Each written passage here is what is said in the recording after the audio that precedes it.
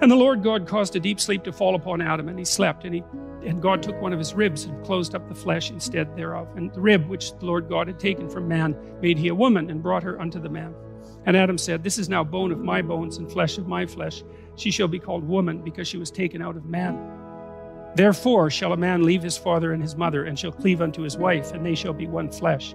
That's a walloping statement to put in there at the end of those 3 sentences. I mean, the therefore comes as somewhat of a surprise, but there's an injunction there. Well, it's a good injunction, man. I'll tell you, people who don't do that, they have a hell of a time in their marriage. And so this is a good thing to know. If you are married, or if you're planning to get married, is like, you know, we have very strong orientation towards our parents, and for good reason. It's like the injunction here is that's secondary as soon as you're married. And failure to do that makes your marriage collapse. And then you deserve it to collapse too, as far as I'm concerned, because it's a reflection of your pathological immaturity and your unwillingness to extract yourself from the, you know, Talon-like grip of parents who are a little bit too much on the interfering side. But the injunction, there's a deep injunction here.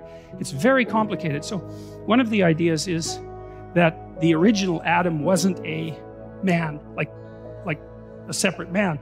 It was more like a hermaphroditic being. And in that hermaphroditic being, there was a kind of undifferentiated perfection. And then that was split into male and female. And then that part of the goal of human beings is to reunite that as the singular unity that reestablishes the initial perfection. And that's actually the goal of marriage from a spiritual perspective. And you could read about that if you read Jung, because he wrote quite a bit about that. It's lovely. It's such a good idea. So I had these friends that went to Sweden to get married. They were from northern Alberta, but his heritage, both their heritages were Swedish. And in this ceremony, they did this cool thing as they were being married, and they had to hold a candle up between them, right, while they were being married. And you think, well, okay, what's the candle? Well, it's a source of light. It's a source of illumination, right? It's a source of enlightenment. It's the candle that you put on Christmas trees in Europe. So it's the light that emerges in the darkness in the depth of winter. It's a symbol of life in darkness. It's the reemergence of the sun at the darkest, coldest time of the year, which is also associated symbolically with the birth of Christ for all sorts of complicated reasons. And so the candle's all that. And then the next question is, why do you hold it above you?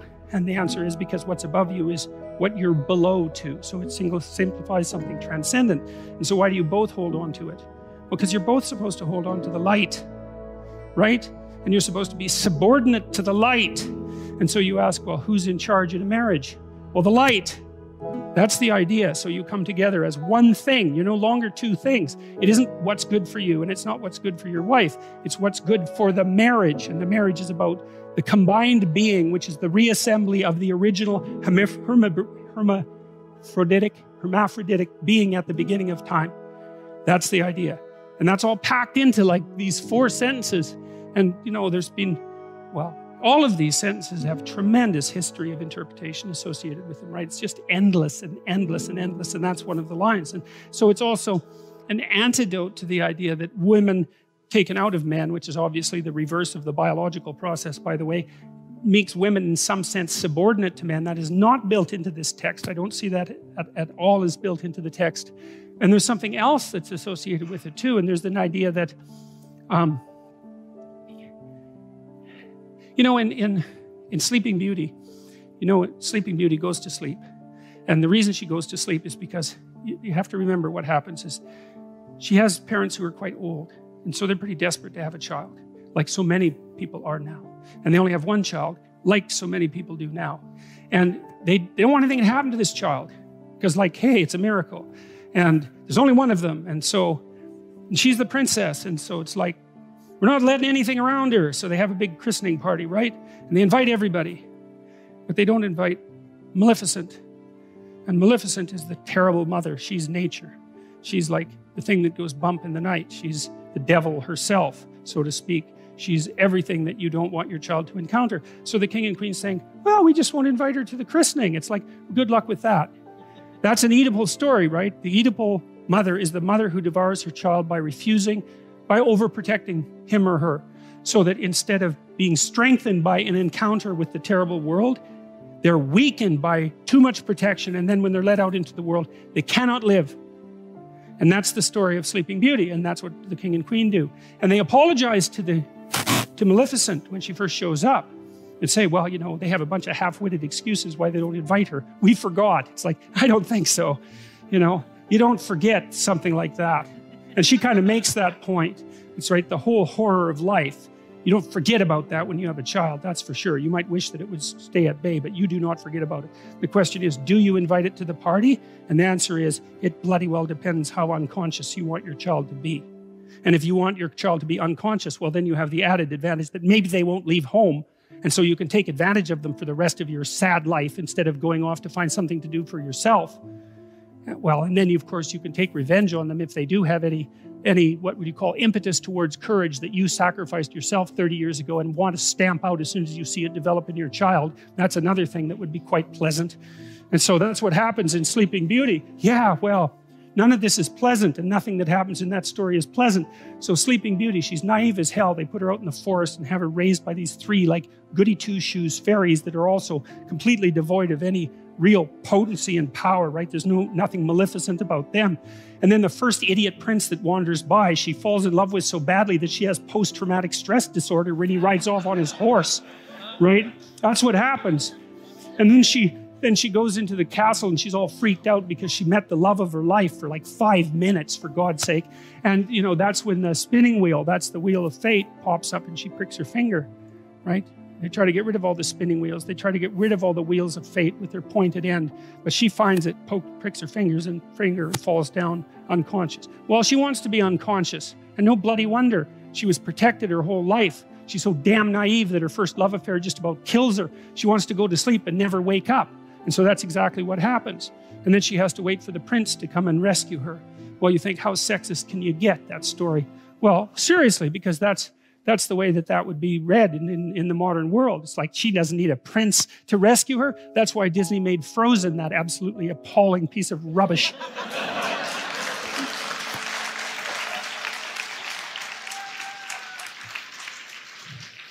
So, you know, you can say, well, the princess doesn't need a prince to rescue her, but, you know, that's a boneheaded way of looking at the story, because the prince isn't just a man who's coming to rescue the woman. And believe me, he's got his own problems, right? He's got a whole goddamn dragon he has to contend with. But the prince also represents the woman's own consciousness. The consciousness is presented very frequently in stories as symbolically masculine, as it is with the logos idea. And the idea is that without that forward-going, courageous consciousness, a woman herself will drift into unconsciousness and terror. And so you can read it as, well, the woman who's sleeping needs a man to wake her up. And of course, just like a man needs a woman to wake him up, it's the same damn thing. That's the dragon fight in Sleeping Beauty. But it's also the case that if she's only unconscious, all she can do is lay there and sleep, like the sleep of the naive and damned. She has to wake herself up and bring her own consciousness, her own masculine consciousness into the forefront so that she can survive in the world. And of course, women are trying to do that like mad, but that's partly what's represented in a story like that. And that's partly what's implicit in this idea, is that unless the woman is taken out of man, so to speak, then she isn't a human being. She's just a creature. And that's partly what's embedded in this story. So you don't want to read it as a patriarchal. You don't want to read anything that way. It's so, really, yeah, I won't bother with that, but really we can do better than that, man. Therefore shall a man leave his father and his mother and shall cleave unto his wife, and they shall be one flesh. It's like, yeah. The other thing about marriage, this is really worth knowing too, is that I learned this in part from reading Jung. It's like, what do you do when you get married? That's easy. You take someone who's just as useless and horrible as you are, and then you shackle yourself to them. And then you say, we're not running away, no matter what happens. Yeah, well, that's perfect, because then you don't get to run away. And the thing is like, if you can run away, you can't tell each other the truth. Because if you tell someone the truth about you and they don't run away, they weren't listening. And so if you don't have someone around that can't run away, then you can't tell them the truth. And so that's part of the purpose of the marriage. It's like, okay, I'll bet on you, you bet on me. It's a losing bet, we both know that. But given our current circumstances, we're unlikely to find anyone better. That's for sure. You know, There are two things that come off of that. One is, people are waiting around to find Mr. or Mrs. Right. It's like, here's something to think about, man, to put yourself on your feet right. If you went to a party and you found Mr. Right and he looked at you and didn't run away screaming, that would indicate that he wasn't Mr. Right at all, right? It's like the old Nietzschean joke. If someone loves you, that should immediately disenchant you with them. Right. Or it's the Woody Allen joke. I never belonged to a club that would take me as a member. So that's a very interesting thing to think about. And so you're going to shackle yourself to someone who's just as imperfect as you are. And then the issue is you might be in a situation where you can actually negotiate, because you might think, well, there's some things about you that aren't going so right, and there's some things about me that aren't going so right, and we're bloody well stuck with the consequences for the next 50 years. So we can either straighten this out, or we can suffer through it for the next 5 decades. And people are of the sort that without that degree of seriousness, those problems will not be solved. You'll leave things unnamed because there's always an out. And it's the same thing when you're living together with someone. You know that people who live together before they're married are more likely to get divorced, not less likely. And the reason for that is, what exactly are you saying to one another when you live with each other? Just think about it. Well, for now, you're better than anything else I can trick. But I'd like to reserve the right to trade you in.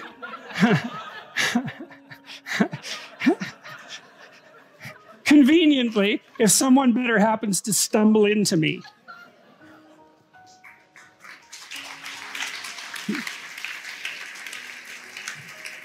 Well, how could someone not be insulted to their core by an offer like that?